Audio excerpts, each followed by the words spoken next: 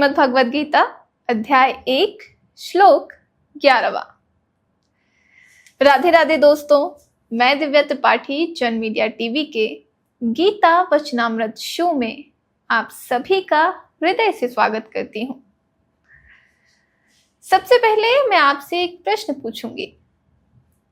क्या आपने कभी किसी ऐसे व्यक्ति को देखा है जो बाहर से बहुत शक्तिशाली दिखाई देता हो, लेकिन अंदर से उसे हर समय किसी सहारे की जरूरत पड़ती हो? कोई व्यक्ति बहुत बड़ा अधिकारी हो सकता है, उसके पास पैसे हो सकते हैं, बहुत सारे लोग उसके साथ हो सकते हैं, लेकिन फिर भी वह अकेले निर्णय लेने से डरता है। उसे हर कदम पर किसी दूसरे की स्वीकृति चाहिए हो, या फिर उसकी पूरी व्यवस्था किसी एक व्यक्ति के सहारे खड़ी हो। अब जरा कुरुक्षेत्र की ओर चलिए। दुर्योधन अभी अभी अपनी सेना की विशालता बता चुका है। उसने कहा कि मेरे पास भीष्म हैं, द्रोणाचार्य हैं, कर्ण हैं, कृपाचार्य हैं, अश्वत्थामा हैं और भी असंख्य महारथी हैं। इतनी बड़ी सेना, इतने महान योद्धा, फिर अचानक दुर्योधन अपने सैनिकों से क्या कहता है? आइए सुनते हैं आज का श्लोक। अयनेषु च सर्वेषु यथा भागमवस्थिता भीष्ममेवाभिरक्षन्तु भवन्तः सर्व एव हि। अर्थात अब सभी अपने अपने स्थान पर व्यवस्थित होकर सेना के सभी मोर्चों की रक्षा करें और विशेष रूप से भीष्म पितामह की रक्षा करें। अब यहीं रुकिए और इस श्लोक को एक बार फिर अपने मन में पढ़िए। दुर्योधन के पास इतनी बड़ी सेना थी, इतने महान योद्धा थे, लेकिन वह कह रहा है कि सब लोग पितामह भीष्म की रक्षा करो। सवाल है क्यों? क्या भीष्म इतने कमजोर थे कि उन्हें सुरक्षा की जरूरत थी? नहीं, भीष्म तो स्वयं इतने महान योद्धा थे कि उनके सामने खड़ा होना ही बड़ी चुनौती थी।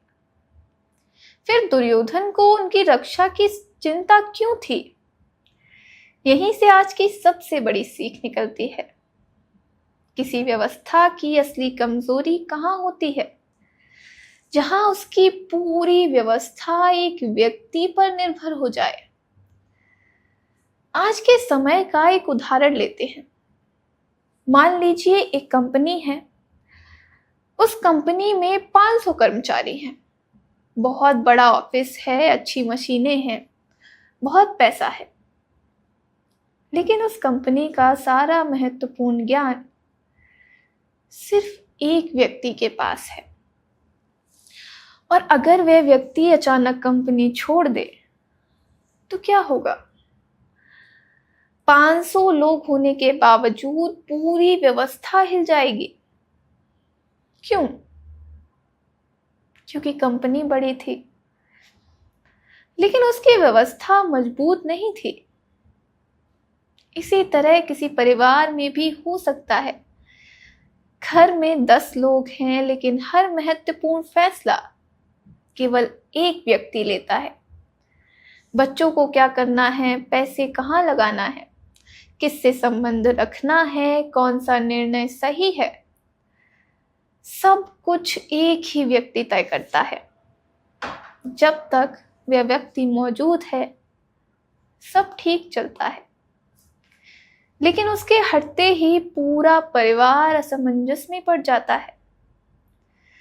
इसलिए किसी व्यवस्था का मजबूत होना और किसी एक व्यक्ति का मजबूत होना दो अलग अलग बातें हैं। अब वापस कुरुक्षेत्र में आइए। दुर्योधन की चिंता सिर्फ सेना की संख्या नहीं थी। वह जानता था कि भीष्म पितामह उसकी सेना की सबसे महत्वपूर्ण स्तंभों में से एक हैं। इसलिए वह कहता है कि सभी लोग भीष्म की रक्षा करें। और यहाँ हमें नेतृत्व का एक बहुत महत्वपूर्ण सिद्धांत मिलता है। अच्छा नेता केवल खुद मजबूत नहीं होता, वह अपनी पूरी टीम को मजबूत बनाता है। अगर एक व्यक्ति के जाने से पूरी व्यवस्था टूट जाए तो वह व्यवस्था वास्तव में मजबूत नहीं थी। लेकिन इस श्लोक में एक और बहुत गहरी बात छिपी है। दुर्योधन ने कहा कि अपने अपने स्थान पर स्थित रहो, यानी हर व्यक्ति अपनी जिम्मेदारी समझे, हर सैनिक अपने मोर्चे पर रहे, कोई भी अपनी जगह छोड़कर इधर उधर ना भागे। और यह बात हमारे जीवन पर भी लागू होती है। आज हम में से बहुत लोग दूसरों की जिंदगी जीने में लगे हुए हैं। कोई पड़ोसी की सफलता देखकर परेशान है तो कोई रिश्तेदार की संपत्ति देखकर दुखी है। कोई दूसरे के करियर को देखकर अपना रास्ता बदल रहा है। कोई सोशल मीडिया पर किसी और की जिंदगी देखकर अपनी जिंदगी को छोटा समझ रहा है। लेकिन गीता कहती है कि अपने स्थान पर स्थिर रहिए, अपने कर्तव्य को पहचानिए, अपना रास्ता समझिए, क्योंकि जो व्यक्ति बार बार दूसरों की जगह देखने लगता है वह अपनी जगह खो देता है। एक बच्चे का उदाहरण लीजिए। एक बच्चा पढ़ाई में अच्छा है, लेकिन उसे लगता है कि उसका दोस्त खेल में बहुत अच्छा है, तो वह पढ़ाई छोड़कर खेल में खुद को साबित करने लगता है। दूसरा बच्चा खेल में अच्छा है, लेकिन वह पहले बच्चे के नंबर देखकर परेशान है और वह अपनी ताकत भूल जाता है। दोनों की समस्या क्या है? वे अपने अपने स्थान को पहचान नहीं रहे। हर व्यक्ति का अपना स्वभाव है, अपनी क्षमताएं हैं, अपना धर्म है। और यही बात भगवान श्री कृष्ण आगे अर्जुन को बहुत गहराई से समझाने वाले हैं। लेकिन अब एक सवाल और, अगर भीष्म इतने महान थे तो फिर उनकी रक्षा की जरूरत क्यों पड़ी?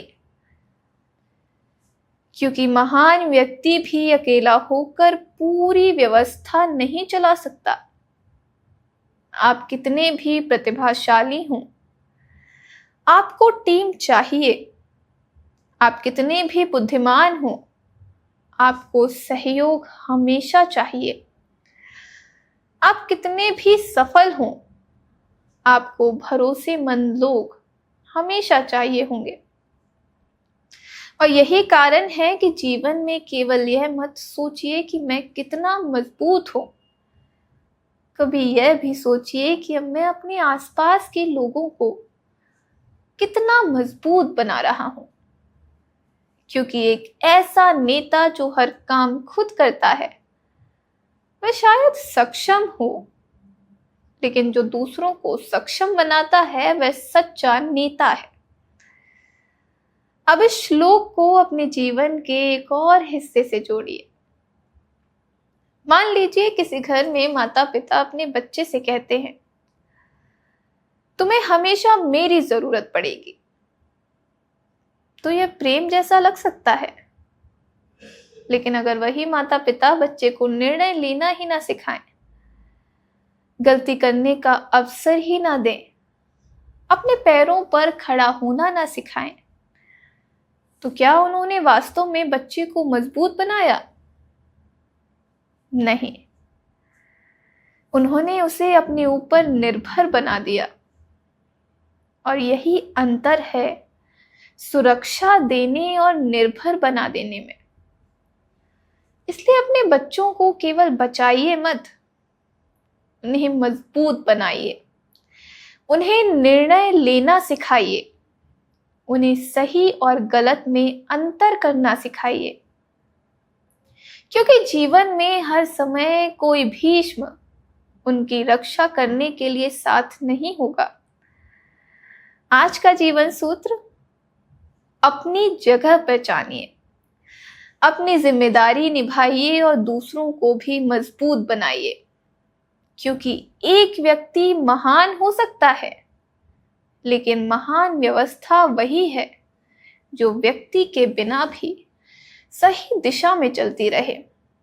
और दूसरी बात कि जिसे हर समय सहारे की जरूरत पड़ती है, वह बाहर से कितना भी शक्तिशाली दिखाई दे, भीतर से अभी पूरी तरह स्वतंत्र नहीं हुआ है। तो आज अपने आप से पूछिए कि क्या मेरी ताकत वास्तव में मेरी अपनी है, या मैं किसी व्यक्ति, पद, पैसे या परिस्थिति के सहारे मजबूत दिखाई देता हूं। शायद ऐसे एक सवाल का जवाब आपको अपने बारे में बहुत कुछ बता देगा। अगले एपिसोड में कुरुक्षेत्र के मैदान में एक ऐसी आवाज गूंजेगी जिससे पूरा वातावरण बदल जाएगा, और वह आवाज होगी भीष्म पितामह के शंख की। लेकिन सवाल यह है कि भीष्म ने शंख क्यों बजाया? क्या यह केवल युद्ध का संकेत था, या फिर उसके पीछे दुर्योधन के लिए कोई संदेश भी छिपा हुआ था? यह जानने के लिए मिलते हैं अगले एपिसोड में। मैं दिव्या त्रिपाठी आपसे विदा लेती हूँ। गीता को केवल पढ़िए मत, बल्कि अपने जीवन में खोजिए। इसी के साथ राधे राधे, जय श्री कृष्ण।